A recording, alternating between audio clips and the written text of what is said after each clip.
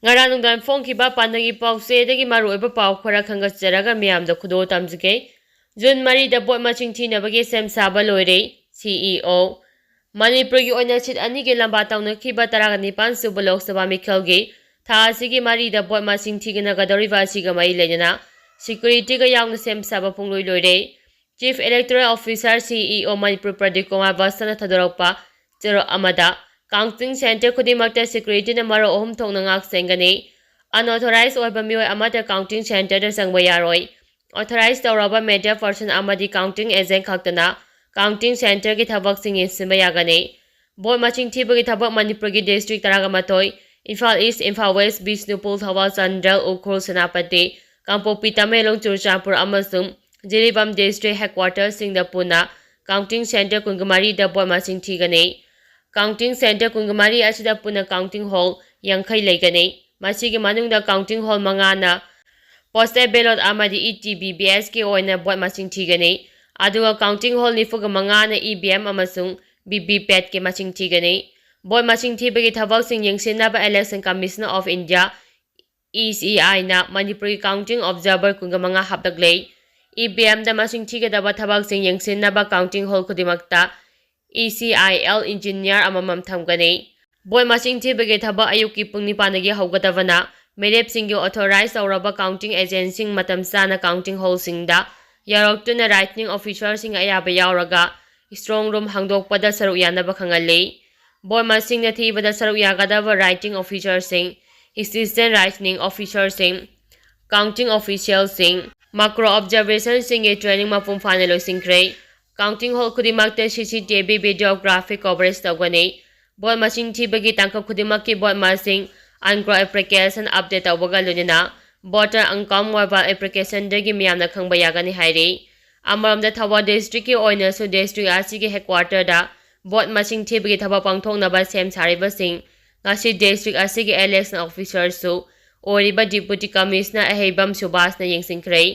section thorangi manung chana bot maching thiba numitta Thawal DC office mamang phawgna chatliba National Highway 102 Imphal More lambi ki chathok chasinda so ahongba khara leiragani hari numit asigi oina Imphal lomdagi lakpa gari sing Thawal Mela ground dagi yari polamkhai dagi Nepra company faroga Wangbol da phawdokani makharomdagi lakpa gari sing su Wangbol dagi yari polamkhai da lakani khangbong natraga atai maraktagi lakpa gari sing na arung thongundagi Nepra romda chatlaga Mela ground da lakani hari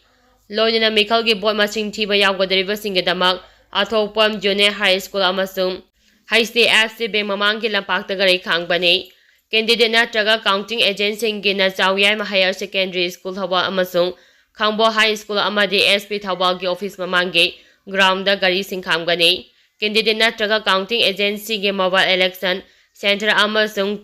treasury office Thawal da hangani media singgi su ECI na piva authorized letter paiba khaktama counting hall da sangba yagani Lonya Treasury Office Thawal gi hall da media center amasu hangani haina DEO Ahebam Subhas na phongdorakli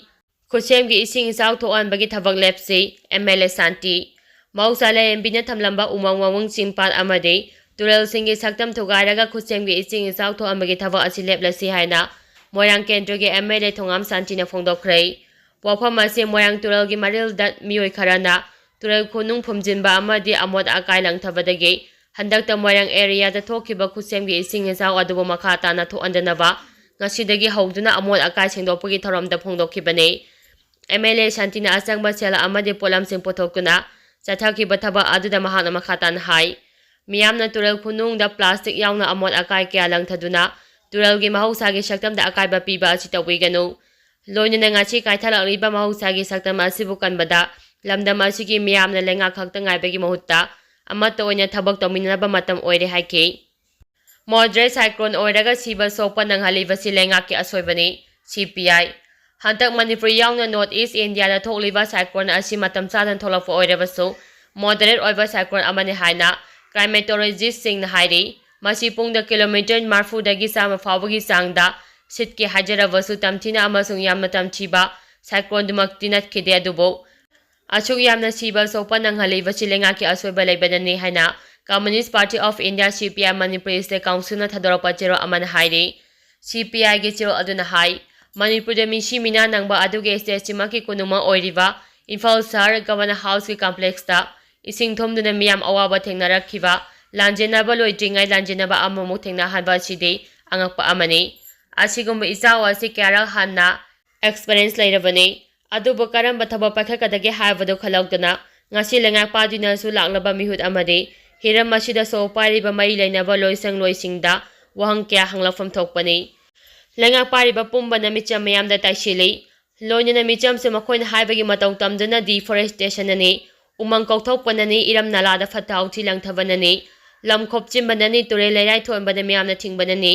u thadabanani mi wakhal tadabanani haijinduna leirei party asigi maikaidagi thamninglibadi mereba ki mangaw thikraba chawra turage khonung tengkiba frozen park na thambagum park chawa flood control ge program ningthina tawhaningi turage marin sem pakthok chawthok na sengdokpa lenga pariba singna mountain policy semde commission semdina chaba manipur ge environment kanaba hotnagadabani minister amana hadaki isausi uchi na thoanbani hariba silebak si loire taklabani loina awaba taraba miyamda relief mehdale pifam thoi amasung mang takraba singi pifam thoi amadi isingna soan khraba mafam singda free medical camp pangthokadabani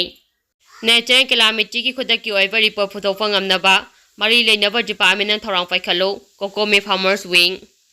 natural calamity na lamdam chigi miyam gi punsida achawa awaba ma mayokna halei mari leinaba department singna asigumba khudong thiba matam asida khudaki oiba report photopang amnaba thausin thorang paikhalu haina Coordinating Committee on Manipur Integrity Kokomi Farming Wing na phongdorakli Farming Wings asigi campaigner ke thoiba maiteni khoye piduna thadorpa chero amada mamang thadagi chechet manga da len yaw chokhiba nonglei nungsina yungkai amadi manama singkya mangta ankhre masigi mathakta hanta amu nongkana chubadagi tamthiba ising ichaw thokuna angapu phangna ama ta tho andina misimina manama sing ok gen yawna nga phang kya mangta ankhre asigumba natural calamity asina lamdam asigi miyamgi punsida sawna awaba checheng pire maram asina mai leinaba department na khudaki oiba report puthokpa ngamnaba thausil tharang paikhatlo lamdam asina thokliba crisis asina piriba checheng asina chelthunggi phibam da hainingai leitena awaba pirakliba si aikoi punna wakhal taminaduna thengnaba haiba sitangai fadabani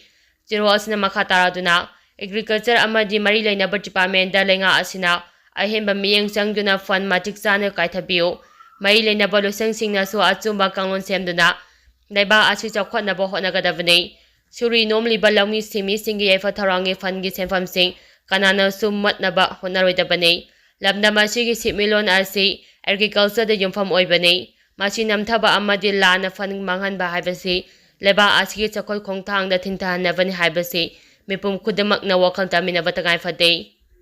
Chawkhapa amadi ingtaba khunaira ama ohenba haibasi aikoi punama wakhal taminaduna suba nomba kanba amadi puthok marang kaina puthok kuna mi pantang daba lamdam ama oiraba matamda khak oithokadaban haina su chiro asina phongdorakli